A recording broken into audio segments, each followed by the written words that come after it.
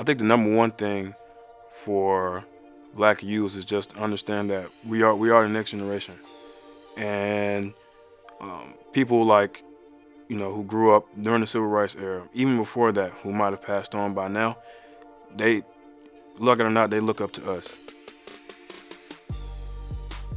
So my grandfather, he attended Benedict College, and he, along with my father, are my role models because I always looked up to them because of the way they carried themselves, the way they always stressed to me and my brothers the strength of being on time punctuality, just being respectable to others. Just make sure you be on your P's and Q's at all times. And just because of them, I'm in this area now because of them too, and I really appreciate them for that. So my father, though, he did not attend college, but my grandfather and my mother, they really, because of coming from the HBCU background, they kind of like I wanted to be like him. So I was like, why not go into that field right behind him? And so once I told him where I was going to school at, he was excited for me, and he was ready for the opportunity just like I was. So it was pretty much based off that encouragement that they helped me get to that field and go. Growing up, coming through elementary and middle school, I was almost like always the oddball out, and so I was always just not feeling the best, not feeling the greatest about myself. But just being in a household that has that support for you and that love for you, it's nothing like it. It's priceless to me. And once you have people that's behind you, you can really like move forward with yourself. Okay, I got this behind me, so if I need them, then they're right there for me. And that was the case for my mother, my father, my grandfather, both of my brothers. Just being in that household, in that environment that's just supportive, it helped me get through that time, just saying, okay, I can be myself because they know who I am.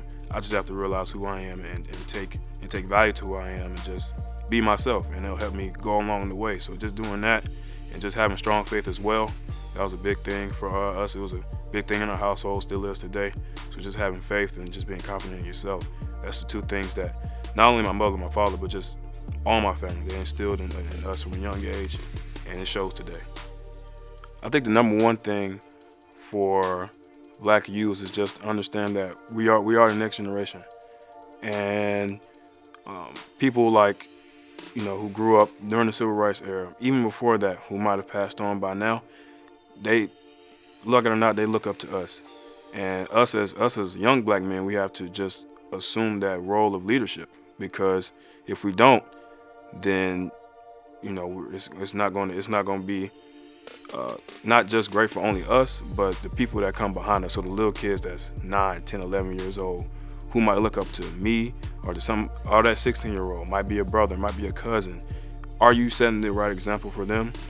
And are you chasing what you love or what you do best? Like everybody can have the degrees and have the doctorates, but is it something that you really love to do? And if it's not something that you love to do, then you need to pursue what you love to do and make that a goal every single day. Do what you love, and even when it's hard, that's the best part, because it's something else that comes after that. Pain is only temporary, and something else will take its place afterwards. So you have to understand that's a process.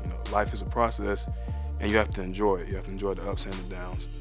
So that's probably the main thing. Just understand the process, understand the stakes that we have against us and for us. Like it's big, and we have to.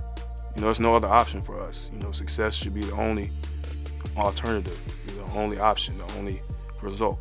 So if we're not having that mindset, then as young black men, we should start to have that mindset that success is the only option for us.